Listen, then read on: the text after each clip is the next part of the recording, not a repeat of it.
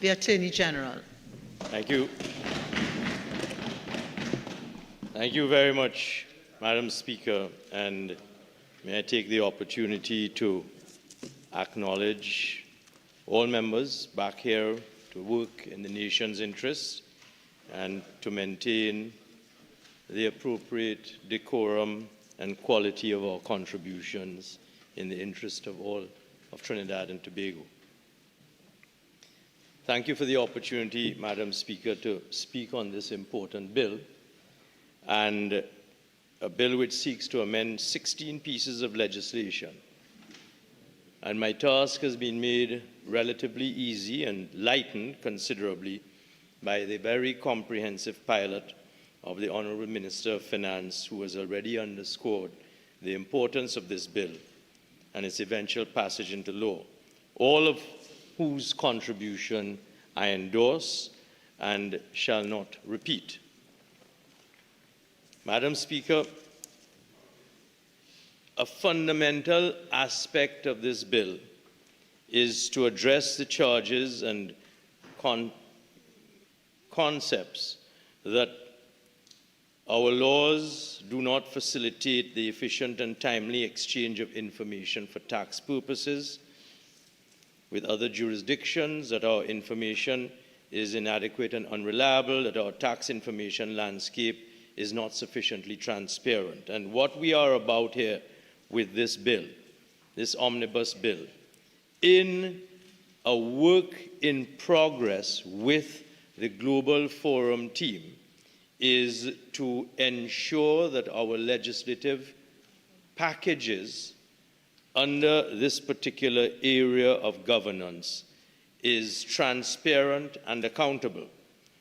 And before I address the few comments that I'm going to make, and I will concentrate mainly on the areas where the Registrar General's function is affected, because I have the privilege as line minister to be line minister with responsibility for the Registrar General's department. I think I should take the opportunity, and the Honourable Minister of Finance has already referred to the fact that we in Trinidad and Tobago have had the opportunity over the past couple of weeks to host and to work with a 3-member team from the European Anti-Money Laundering and Countering Financing of Terrorism Global Facility, what I will refer to as the Global Facility team. The Global Facility is a body, Madam Speaker, which is responsible for supporting countries in adopting enhanced measures to increase their compliance with international AML CFT frameworks. And in a nutshell, this is precisely what our country has been undergoing over the last week or more in working with that Global Facility team, liaising with personnel. They have been here liaising with personnel from the Registrar General's Department and other key state agencies, conducting training sessions. And just yesterday, that team participated in a public beneficial ownership workshop held on the 4th floor auditorium of the government campus under the auspices of my ministry, the Registrar General's Department, and the Global Facility team itself. And from all accounts, Madam Speaker, that workshop was not only well attended, but very well received. The point there being that we are continuing to work with our international partners to make our laws stronger, more effective, and to make our financial system accountable according to international standards. The Honourable Minister of Finance has spoken at length on that, and as I have already said, I do not intend to repeat very much of what he has said. A perusal of the bill before us, Madam Speaker, reveals that clauses 11, 12, 14, 17, and 18, in particular, pertain to amendments touching and concerning the function of the Registrar General's Department, and it is those clauses in particular that I will just emphasize by way of my remarks today without repeating the very comprehensive pilot of the Honourable Minister of Finance. So we have Clause 11, which amends a section, among other things, amends Section 33 of the Act to delete the existing subsections 4 to 14 and to bring clarity and finality to the thorny issue of bearer shares, share warrants, bearer share warrants, and bearer share certificates. We know that bearer shares and bearer share certificates have already been prohibited under Act number, the Act in question, which came into force on the 15th of April 1997. And the deleted subsections are now being replaced by subsections 4 to 11 to provide for the Registrar of Companies to notify to the public by Gazette an appointed date by which a particular bearer share will be cancelled, the conditions under which the bearer share warrants and share warrants may be converted by the issuing companies, the time frame within which the holder of a cancelled share warrant or bearer share warrant may approach the High Court for an order reinstating the relevant numbered instrument as a share in his name within 6 months of the commencement of the new subsection, section 33, subsection 7, and the obligation of the Registrar of Companies to establish a register of share warrants issued in Trinidad and Tobago prior to the commencement of the Companies Amendment Act number 6 of 2019.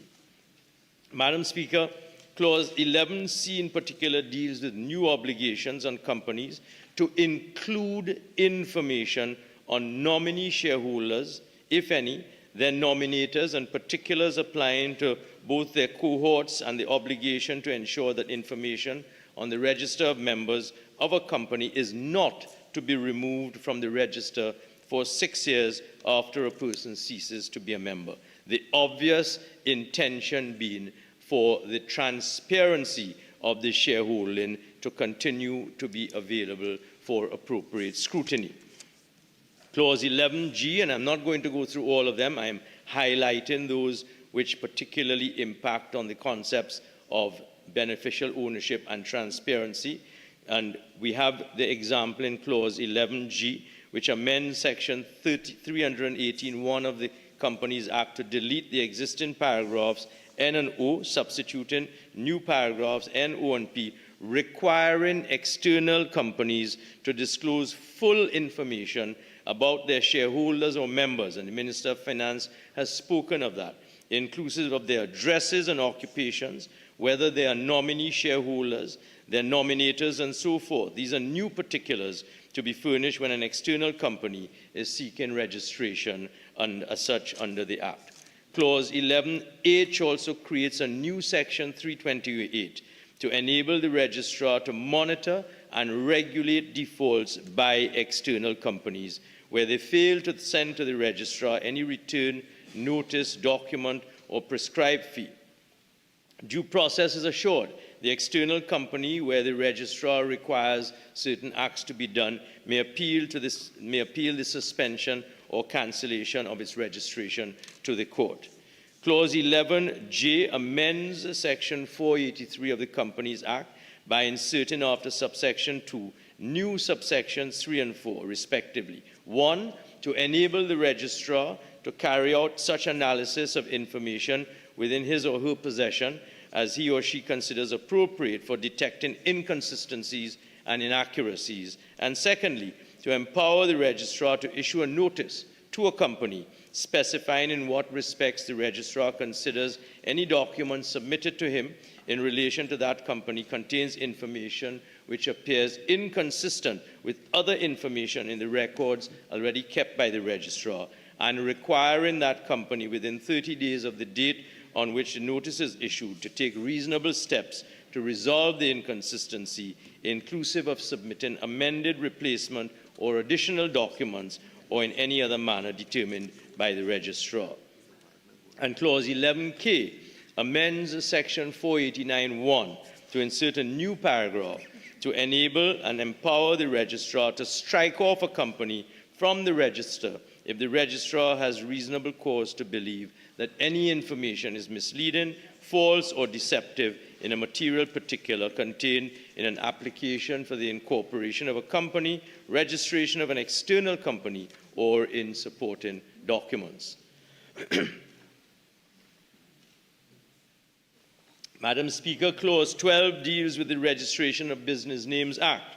and Clause 12A, as an example, repeals and substitutes the existing Section 3 with a new section, Section 3(1)A, requiring all firms and individuals to be registered according to the provisions of the Act in order to carry on business in Trinidad and Tobago. The provisions with respect to the amendments to Section 328 of the Companies Act in relation to external companies, that concept equally applies by Section 9B of the Registration of Business Act. Madam Speaker, the Non-Profit Organizations Act is addressed by Clause 14, and there is a new subsection 2A, which is added after subsection 2, with empowering the Attorney General, and the Honourable Minister of Finance has already addressed that, to apply to the High Court for an order of forfeiture of property of an NPO, the registration of which has been cancelled by the Registrar General. So we see a constant approach to strengthening the powers of the Registrar, including, in an appropriate case, allowing the Attorney General to apply to the High Court for enforcement powers. And that brings us, Madam Speaker, to Clause 17 of the bill before us, which addresses important concepts of the term beneficial ownership. And it is one of the most significant amendments that has been introduced by the suite of amendments that is before this House today, and indeed has prompted further contributions from the Global Forum team with respect to the further amendments which the Honourable Minister of Finance has already spoken to, and I will address that in due course. Clause 17A amends Section 10A2 of the Trustee Ordinance to insert a new definition of beneficial owner to mean, among other things, the settlers, trustees, protectors, beneficiaries, or class of beneficiaries exercising ultimate effective control over an express trust directly or indirectly through a chain of control or ownership, and whether a domestic or foreign trust. Clause 17A3 inserts a new section, Section 10AA, which would make Part 2 of the ordinance applicable to trusts and other legal arrangements governed by the laws of Trinidad and Tobago or administered by a trustee or administrator resident in the country. Clause 17A Roman 3 amends Section 10B of the ordinance to place an obligation on a trustee to identify the beneficial owners of an express trust and to verify such identity by conducting adequate due diligence procedures as required by the laws of Trinidad and Tobago, as well as to verify that the information remains current and correct, and to keep a record of it. Clause 17A Roman 4 makes several amendments to Section 10C of the ordinance, including a requirement under a new Section 10C1 that a settler and other persons identified as a beneficial owner submit to the trustee a statement in a prescribed form delineating required information together with supporting documentation within 30 days of the commencement of the section or other date prescribed by the Minister. A new Section 10C5 will be inserted to empower the trustee to apply to the court for an order of suspension of the rights of a beneficial owner who does not comply with the provisions of Section 10C1. And Clause 17A Roman 5 clarifies the obligations and duties of a trustee or administrator of any other form of legal arrangement as set forth in Section 10D of the ordinance by deleting subsection 2 and repealing and replacing subsection 3. Madam Speaker, the new Clause 17A Roman 6 repeals the existing Section 10E of the ordinance, replacing it with a new Section 10E requiring the Registrar General to keep a register containing information with respect to 1, all the parties to express trusts or legal arrangements which are subject to the laws of Trinidad and Tobago, and 2, the beneficial owners of all such trusts. And that register, whilst not being accessible to the general public, is expressly available only to the Director of the FIU, the Chairman of the Board of Inland Revenue, a police officer or rank of the rank of superintendent or above attached to the division or unit of the police service responsible for financial investigation or fraud or by virtue of a court order. So it is strengthening the transparency and the reach of the appropriate agencies and indeed the police service who have oversight to ensure honest dealings in this particular area. And I would mention, Madam Speaker, that only last month, as we go into our mutual fifth round, only last month we had, the Attorney General's office had a fascinating retreat in St. Joseph with all of these agencies that are responsible for oversight of financial management, as we got together to understand, as we continue to do, as a work in progress. And this addresses the criticism of the member for Barataria San Juan, who suggests that the legislation is being amended in a less than comprehensive way. The point is that we continue to work progressively amongst ourselves. We did that in July last year. We came together. It was the Attorney General, the securities agencies, the FIU, the Central Bank, the Financial Investigative Unit of the Police Service, a number of different agencies getting together to share information and to work on that accountable transparency. And as I opened and said earlier, only this week, as we speak, the press release went out today to announce the conclusion of that very informative session. We were working with the Global Forum team, and out of that work,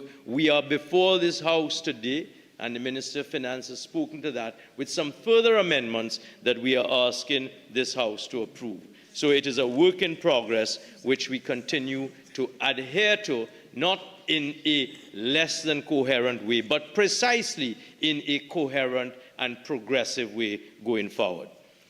Clause 17F, Madam Speaker, amends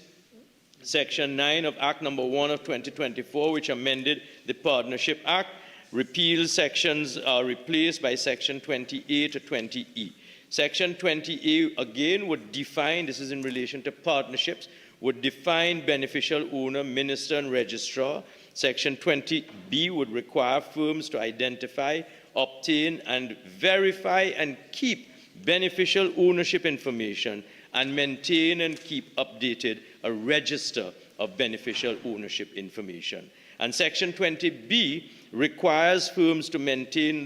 that beneficial ownership information, as in the case of companies to which I've already referred, on the register for a period of 6 years after a person ceases to be a beneficial owner or after the dissolution of the firm, so that the ability to continue to examine the records and transparently to have oversight of the affairs of the partnerships under the Partnership Act is being addressed. Section 20C, 3 and 4 imposes obligations upon partners and beneficial owners or firms registered pursuant to the registration of business names to submit statements in prescribed form to the firm together with supporting documentation. And a like obligation is imposed whenever a change occurs in the beneficial ownership of any firm or the particulars of a beneficial owner, or a notice under Section 20C, subsection 7, is issued to partners and beneficial owners. Madam Speaker, I could continue at length, but I am just going to highlight a couple more parts of this very important omnibus bill that is before this House. So we see, in relation to non-profit organizations, Clause 17H amends Section 11 of Act No. 1 of 2024, the Trustee Act, which in turn amended the Non-Profit Organizations Act, and has introduced by Section 3 of the Non-Profit Organizations Act a newly introduced definition for the first time of beneficial owner, providing that a beneficial owner will be the controller of an NPO.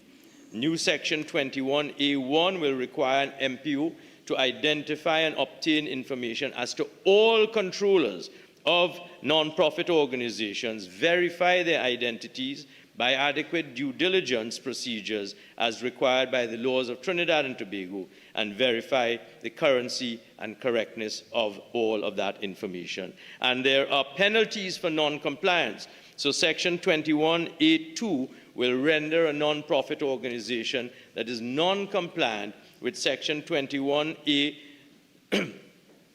subsection 10 liable on summary conviction to a fine of $50,000. Madam Speaker, Clause 18 deals with amendments to the miscellaneous provisions, Registrar General Companies, Registration of Business Names and Non-Profit Organizations Act, Act number 4 of 2024. So we see that Section 9B is a crucial tool that is being given to the Registrar General's toolkit insofar as the Registrar General is empowered to monitor and maintain supervisory responsibilities in relation to these organizations. I could continue, Madam Speaker, but I will turn lastly, before I take my seat, just to emphasize the amendments that have been brought in to our attention in the work that we have done this week with the Global Forum team, and I will summarize those amendments which the Minister of Finance is introducing. Clause 11 of the bill, which amends the Companies Act. Primarily, those amendments are to correct minor typographical errors and to ensure that all particulars of persons holding membership interests in the company are maintained in the Register of Members. Clause 17, amending Act number 1 of 2024 in relation to the Trustees' Ordinance. Those amendments are intended to improve the beneficial ownership disclosure framework for trusts and other forms of legal arrangements by, for example, inserting the definition of Registrar General with whom the information is to be lodged relative to beneficial ownership disclosure, introducing a registration framework for trusts with the Registrar General, inclusive of the issuance of a certificate of registration by the Registrar General, penalties for failure, provisions for the issuance of certificates of good standing. All of these are aimed at ensuring that all trusts within Trinidad and Tobago may be identified and to allow the Registrar General effectively to monitor and ensure compliance by these legal arrangements. Additionally, revising the suspension and/or cancellation regime under the Trustees' Ordinance for failure to report beneficial ownership information to the registrar in light of the new requirement for registration under the Trustee Ordinance. And further, together with the above, insertion of further provisions to allow for due process, fairness in the process by including the right of appeal of decisions and the ability to have the trust registration restored. Further expanding the application of the Trustees' Ordinance relative to beneficial ownership information and disclosure to those trusts and other legal arrangements with assets touching and concerning Trinidad and Tobago, consistent with international best practice for the anti-money laundering and countering the financing of terrorism. Additionally, Madam Speaker, removing the requirement for filing an annual return, as trusts and other forms of legal arrangements are not likely to report changes with frequency, thus alleviating such entities from unduly onerous filing requirements. And importantly, the correction of minor typographical and numbering errors and omissions. And then in relation to Clause 17 affecting the Proceeds of Crime Act, the amendments seek to correct the definition of beneficial owner to ensure clarity and the applicability and consistency of this Act within the broader legislative framework for beneficial ownership disclosure.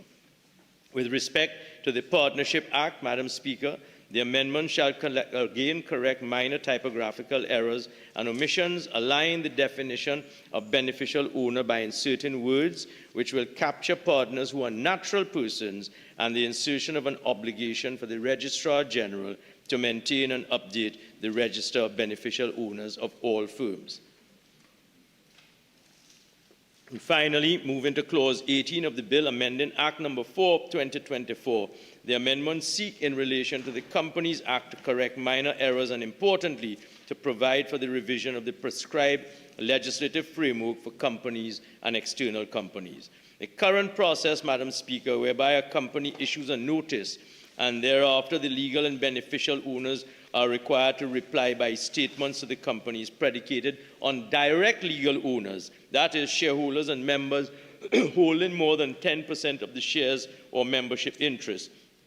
to identify the beneficial owners of those shares or membership interests. This process, now that there has been a transition away from the particular share being held to the ownership of a company as a whole, will inadvertently cause our companies to report beneficial ownership information incorrectly, and we are seeking to correct that. And therefore, it is imperative that just as the threshold has been introduced, that we usher in a new revised mechanism by which companies are enabled to ascertain and identify their beneficial owners, even where those persons, as the Minister of Finance spoke to earlier, may be seeking to disguise their ownership through split ownership or various holding companies. And as such, we propose to remove the requirement for the issuance of the notice and statements and to allow companies the freedom and autonomy in finding and identifying their beneficial ownership. This process will certainly simplify the process with innumerable practical benefits, of which I will name only a few. Reducing administrative burden for businesses, reducing the opportunity for error, aligning the procedure with international best practice, and consequently increasing compliance by the companies, as the process will be far easier to be carried out. Madam Speaker, this is a suite of amendments which is consistent, as I said when I opened, with the intent and mandate of this government to transparency and to increase and improve our efficient corporate and international financial obligations, and I thank you.